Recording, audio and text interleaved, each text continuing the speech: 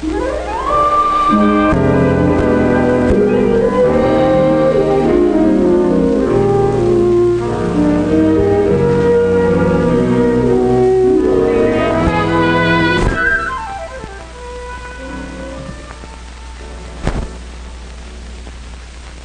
early teens are years of upheaval and turmoil. They're years of physical and glandular change, new and wider relationships with people, and new inner feelings in the early adolescent. Parents of almost every child find the age of puberty or early adolescence full of problems. The knowledge that these difficulties are normal and usually only temporary helps to turn family friction into more constructive channels. Let's watch some of these youngsters as they spend Friday afternoon and evening. We'll see what some of the common troubles are. Sally, Joan, and Kay are typical teenagers. Each has her own personality, but they're all normal. Their actions may seem excessive, but that's normal for teenagers. For instance, that giggling. The unconstructive criticism of school. Personally, I think Mr. Aldrich's classes are just a waste of time. If he can't teach any better than that, I can't be bothered studying. Why, this morning we spent 20 minutes before we even opened a book or read anything. The criticism of families. Last week my brother spent all his allowance on candy in one day. I think it's awful the way Mother lets him waste money. Of course, she lets him do anything he wants. The unrealistic ideas of their own future. Well, I've really decided I'd like to be a ballet dancer. I'd get started in New York and then I'd tour all over the country. I'd sure hate to spend the rest of my life in this old dump. Yes, if you don't make an effort to understand them, teenage girls may seem silly and opinionated.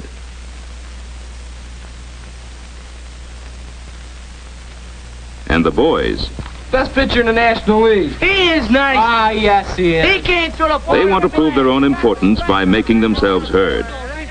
That combination of new lung power, changed voices, and boundless energy is hard on the neighbors. Give him a lot.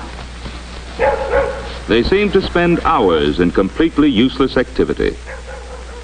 They quarrel a lot, but the gang sticks together. There are no girls in it. They are passionately interested in sports. And hero worship from afar is common.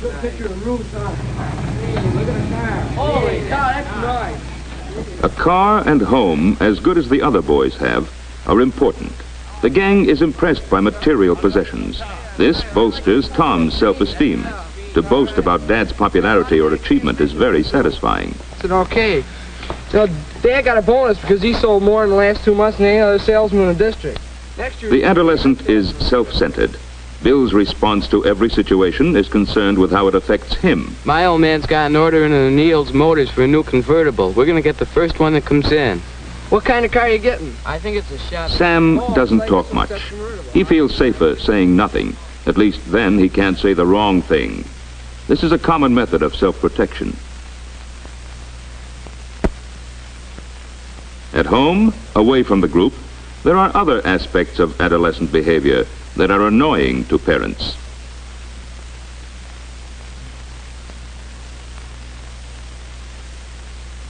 There's the untidiness.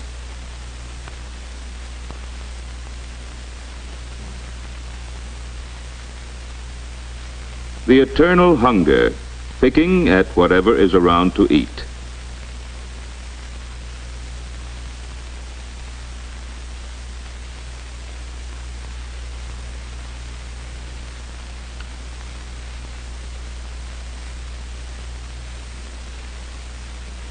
It's certainly annoying to Mother, who has plans for what is to be eaten and when.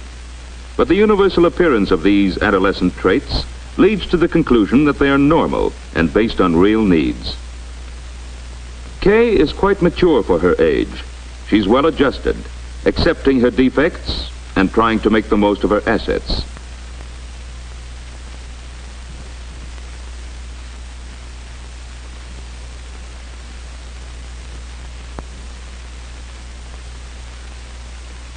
She's tremendously influenced by fashion advertisements and gets many ideas on grooming from magazines, television, and movies.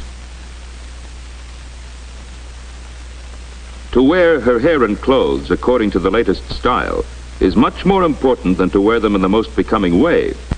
She's not mature enough yet to rely on her own judgment. The world knows best, and she wants to be sure of her place in the world.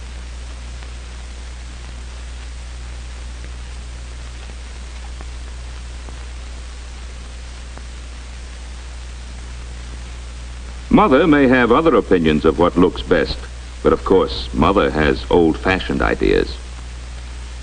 Kay's mother is always a little overwhelmed by the extremes to which her suddenly grown-up daughter carries her ideas of style. If it's the style to be careless and informal, her sloppiness is so deliberate as to be offensive. But Mother has learned that these things are usually temporary. The less said about them, the more quickly they wear off. Objection often brings friction without any change. Half an hour after she has left her friends, she's on the phone to them again. Hello, is Joni there? It seems unnecessary, but there's a real need for talking to others in the same stage, for constant reassurance of her standing as friend and equal. Hello, Joni? Look, I've got an idea. Why don't we go down to Johnson's after supper? Maybe some of the gang will be there and we can cook up something. Gee, Kay, I'm awful sorry. I can't go. I have to stay home tonight. Well, why don't you ask Sally? Maybe she can go. Okay, I'm awful Joan sorry. is not Bye. as independent as Kay is, perhaps because she hasn't been encouraged to stand on her own feet. There is no friction in Joan's family life. Her mother finds her a very good girl, not headstrong and flighty like so many of her friends seem to be. She takes her schoolwork seriously, perhaps too seriously. She has high standards for herself, and if she falls below them, her insecurity and worry are increased. Joan seems to be coming quietly through these difficult years, but the stress and strain are there and result in an almost complete withdrawal from people. She does a lot of daydreaming, imagining herself as the extrovert that she is not. She goes over and over little events in her life, reliving her successes and suffering through her failures all over again. Joan doesn't have emotional outbursts. Her safety valve is her diary. Here she is herself, letting off emotional steam and clarifying her thoughts about growing up.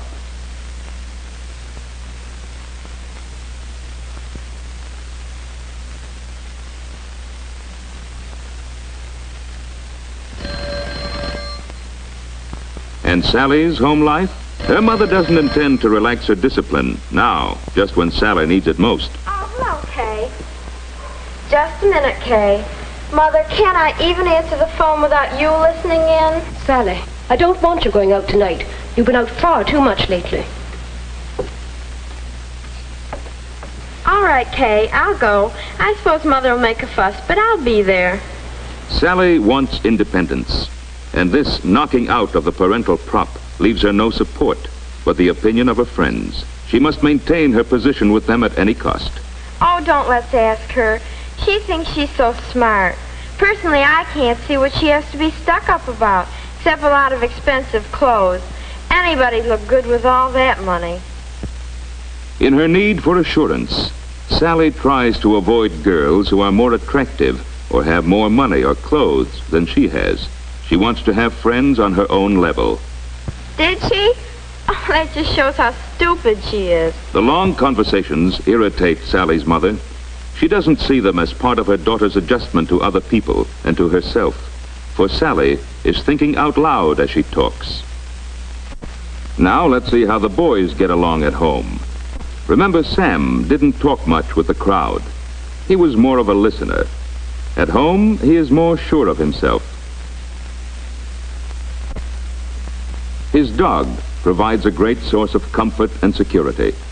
Whatever Sam does is all right with him. He's always willing to listen to what Sam has to say.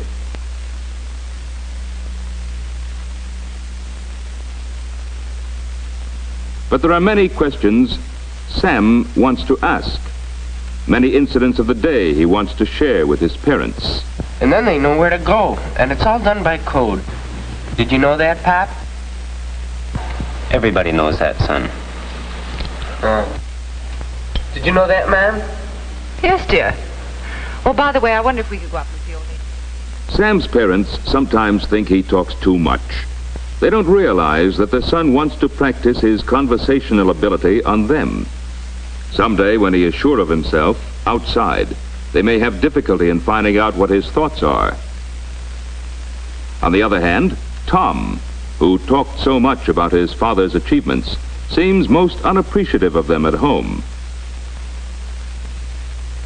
And he seems to have no ambition.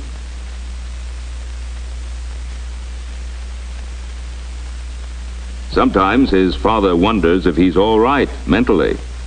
He is, but early teens are years of uneven development. There are spurts of mental energy as well as physical, and at other times, nothing seems to be happening. In reality, just as Tom's body needs rest after strenuous exercise, so his mind needs time to adjust to its new learning. And Bill's home life? Where have you been all afternoon? Your father wanted you to cut the grass, and I had some errands I wanted you to do. Now get busy or he'll be annoyed. So what? Bill may be willing to cut the grass sometimes when he feels like it, but rules and jobs laid down too firmly by the top brass make him resentful. Bill is at that stage just before puberty, when children seem to go into reverse. Psychologists call it a negative phase. Bill, do you mean to say you haven't finished that lawn yet? I don't notice you cutting any grass. Now, look here, young man. I'm not going to stand that kind of back talk.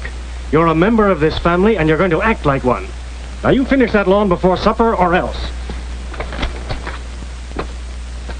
Too strict an attitude by parents seems only to result in more resistance. Bill doesn't seem to find companionship at home or enough satisfaction from hanging around with his old friends. Subconsciously, he is looking for acceptance and help with his problems. Luckily, he finds a friend, older than himself, but a real guy. Bill likes to hang around the gas station, helping Joe Connor, who runs it. Joe finds the boy a thorough worker, and they have lots to talk about. Local gossip, sports, cars, even the news of the day. Bill feels that Joe treats him in a more grown-up way than his parents. He finds it easier to confide in Joe, and he gets a lot off his chest as they chat. Sometimes young adolescents appear to enjoy utter uselessness.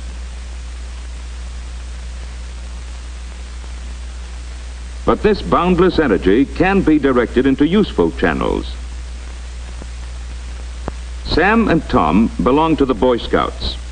Like most teenagers, they enjoy constructive activity and a planned group project.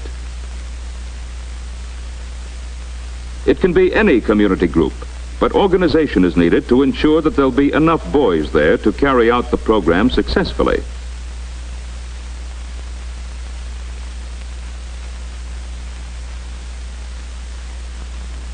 While they still need adult guidance, during these years the quality of leadership becomes established. To be aggressive and bossy is no longer enough for the leader as it was in childhood. He must have skill in both physical and mental activities. He's usually slightly bigger or stronger than the average and has a friendly attitude, an outgoing personality. The leader among adolescents is likely to remain a leader through later life.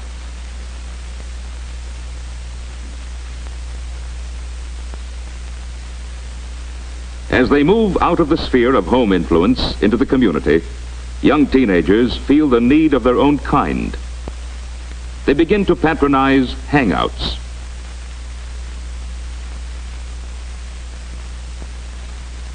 Because girls are physically more mature than boys of the same age, most of the advances in the early teen years are made by the girls.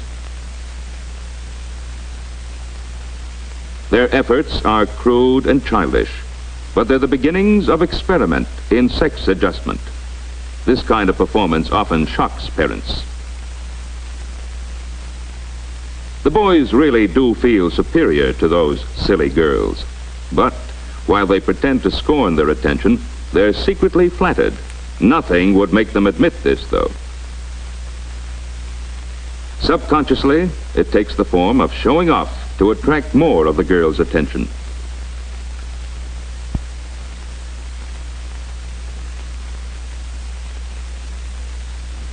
Kay and Sally didn't get far with the boys, but they found a substitute, identifying themselves with a glamorous movie actress who is very popular with men.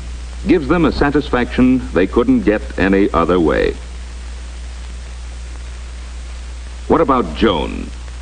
Doesn't she care for any activity or feel a need to admire and love someone? She does, but she has her own quiet way of working it out.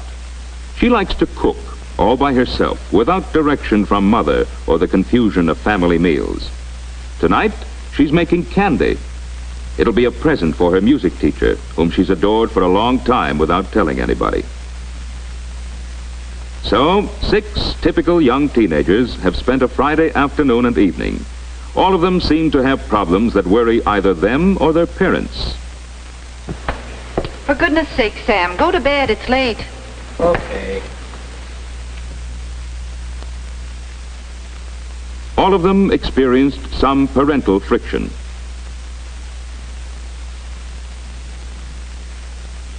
All want independence. All of them feel some stirrings of interest in sex, either openly or secretly.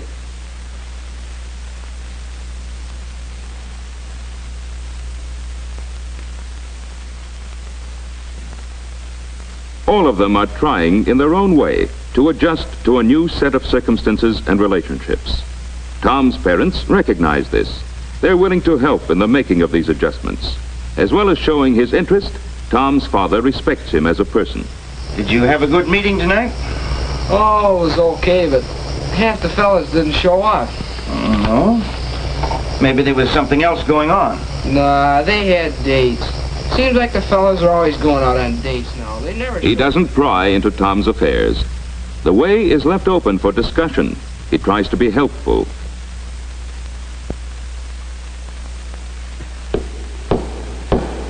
Contrast the attitude of Bill's father. Bill, stop that racket, will you? In a minute. In a minute, nothing. Right now. I'm trying to listen to the radio. Oh, putting that darn thing up. No, stop it. Did you hear me?